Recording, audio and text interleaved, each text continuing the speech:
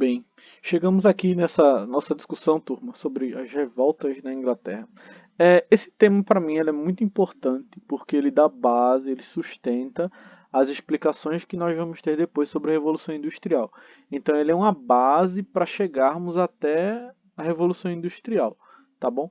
Principalmente ali na região da Inglaterra. Então, é um primeiro ponto para a gente desenvolver outras ideias futuramente e vocês vão entender melhor quando eu for explicando com o passar das aulas. Então, essa é uma aula importante para a gente entender as outras. Aqui, a gente está dando um retornozinho ao tempo, tá? A gente está chegando ali no século XVII, século XVIII, para continuar com as nossas análises na próxima aula. Então, vamos entender logo algumas coisas aqui, tá? É, Ali pelo século XVI para o XVII, quem estava na Inglaterra era a figura de Elizabeth I, tá? Ela chefiava na Inglaterra ali. Tá? Durante seu governo, de uma maneira bem ampla, o investimento nas navegações, no mercantilismo, no acúmulo de metais, nessa ideia de uma balança comercial favorável, tudo isso era muito bem visto pela figura da rainha. Isso fez com que a Inglaterra, a burguesia inglesa principalmente, começasse a prosperar, fosse desenvolvendo, conseguindo se expandir bem mais.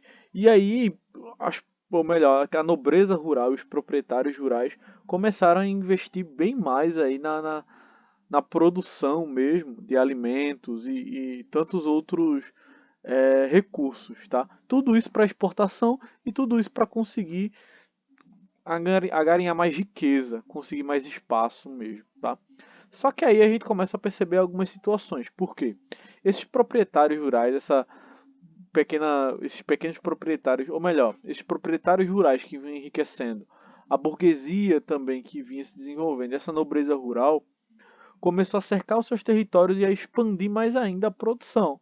Tanto a criação de ovelha para a produção de lã, quanto as plantações de algodão e tantos outros produtos alimentícios. Começaram a cercar.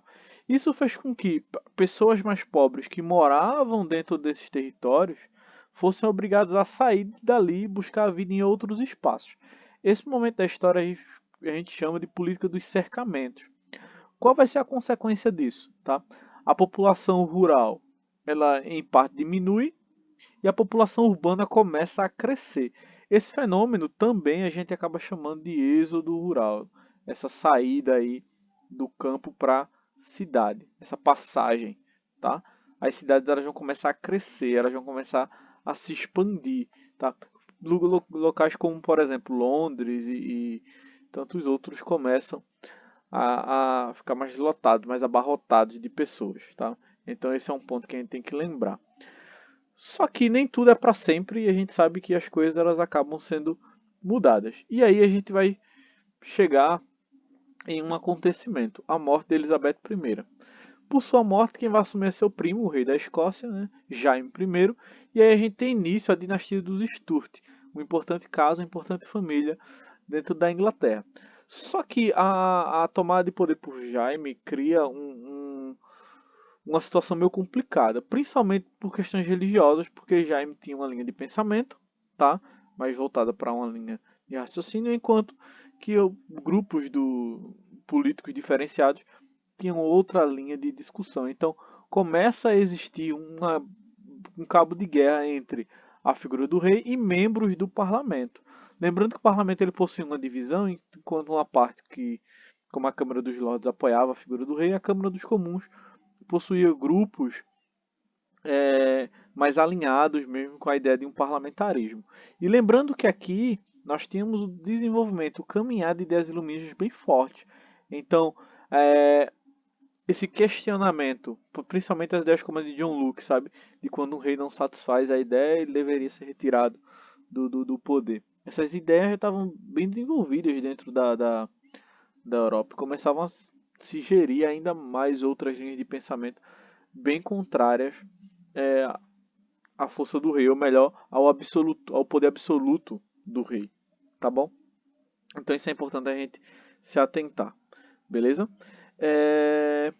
Mas continuando aqui, para a gente não desfocar tanto, então, já em primeiro, tentando intensificar ainda suas medidas absolutistas, ele aumenta imposto, ele faz algumas concessões dentro de uma linha religiosa, começam vários problemas.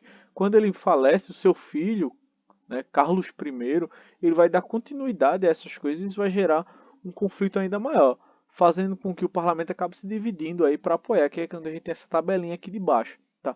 Carlos I ele vai chegar ao ponto de invadir a Câmara dos Comuns para tentar prender algumas pessoas que eram opositores a ele. Ele foge, ou melhor, esses membros da Câmara dos Comuns fogem, acabam se organizando e aí a gente entra numa guerra civil dentro da Inglaterra que vai de 1642 até 46 aí, um conflito forte por sinal, tá? Que causa esse racha dentro das estruturas de poder. E a gente tem essa problemática, tá? O que vai acontecer? Essa guerra vai se desenrolar, a gente vai ter a revolução acontecendo, a chamada Revolução Puritana, tá? E uma figura importante aparece, Oliver Cromwell, né? Que vai organizar o exército e vai ser responsável por inúmeras batalhas. Inclusive, tá? Ele vai ser responsável pela prisão de Carlos I, que vai ser condenado e morto. E a partir daí, Cromwell ele proclama uma república na Inglaterra e ele vira o representante do país. Ele começa a governar. Só que Cromwell ele é malandro, então ele não vai querer perder o poder assim à toa. Ele começa a realizar medidas ali para ele se manter e se perpetuar no poder, para que ele continuasse. Tanto que ele chega no ponto de colocar o seu cargo como hereditário. O que isso quer dizer? Passa dele para o filho dele e assim consequentemente, tá?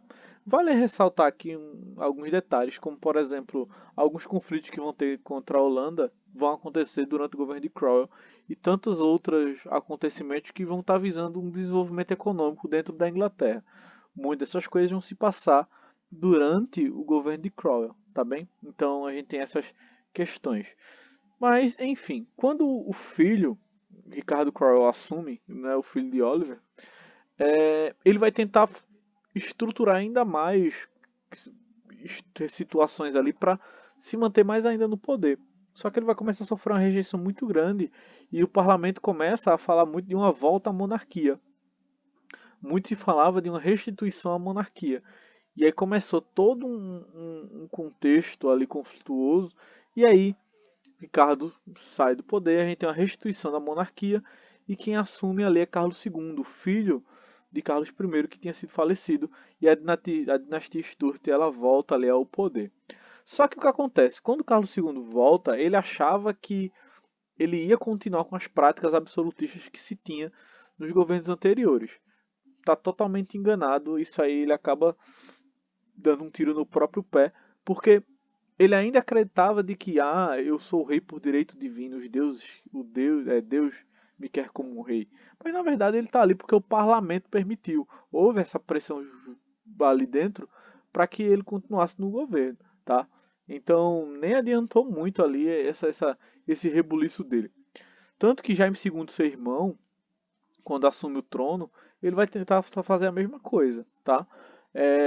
Tanto que ele, vendo que não ia ter apoio dentro do parlamento, ele começa a conversar com Luís XIV, uma das principais representações do absolutismo na história, para conseguir mais apoio e assim pressionar mesmo as forças para que o seu poder ficasse mais evidenciado. O parlamento se liga logo nisso, pressiona Jaime, que acaba abdicando do poder, abandonando o trono.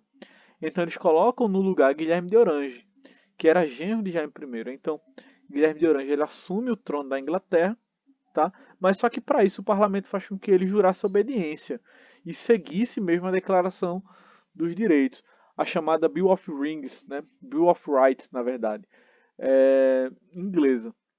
Tá bem? É tão tal que a partir daí a gente tem uma frasinha bem conhecida que se diz que na Inglaterra o rei reina, mas quem governa é o parlamento. Então a gente tem essa quebra e uma transformação de uma monarquia absolutista que se tinha para uma, como posso colocar, uma monarquia parlamentar que trabalha em conjunto com o parlamento para as tomadas de decisões aí no Estado. Tá? Esse movimento político em específico é conhecido na história como Revolução Gloriosa e sem sombra de dúvidas é um dos eventos mais importantes da história para os ingleses. E por que gloriosa? Porque a gente tem uma quebra de poder sem derramamento de sangue, tá? Construindo assim um Estado que relativamente segue algumas ideias liberais aí do que a gente vê no pensamento iluminista, tá bom? E tudo isso vai acabar favorecendo o desenvolvimento do capitalismo. E a partir de então, vão ser tomadas várias medidas favoráveis ao crescimento das manufaturas, das empresas rurais, da indústria naval, tá? Além de contribuir para a liderança econômica e política da Inglaterra e da burguesia mesmo, dentro do desenvolvimento da Revolução Industrial, que é um dos nossos temas futuros. Então, tudo isso que a gente discutiu, tudo isso que a gente viu aqui nesse momento, se insere e se relaciona com esse desenvolvimento posterior da Revolução Industrial. Principalmente quando a gente vem para cá para o começo e vê essa questão dessa saída do pessoal do campo para a cidade, esses problemas gerados pela Revolução Puritana, algumas decisões do governo Cromwell também para a economia, tá? Tudo isso vai expandir, fazer com que a Inglaterra se coloque como sendo uma grande figura mesmo no cenário econômico no período, tá bem? Vários elementos do que foi apresentado aqui precisariam de uma aula só para isso, principalmente a Revolução Puritana, que é muita coisa, e aqui eu dei essa sintetizada em um slide, só que até agora eu estou tentando entender como foi que eu fiz isso, tá? Mas é tranquilo. E aí eu deixo para vocês essa atividadezinha ABC, responde, bem tranquilo, nada demais, bem facinho. Tá, pessoal? Obrigado pela atenção, até a próxima, valeu!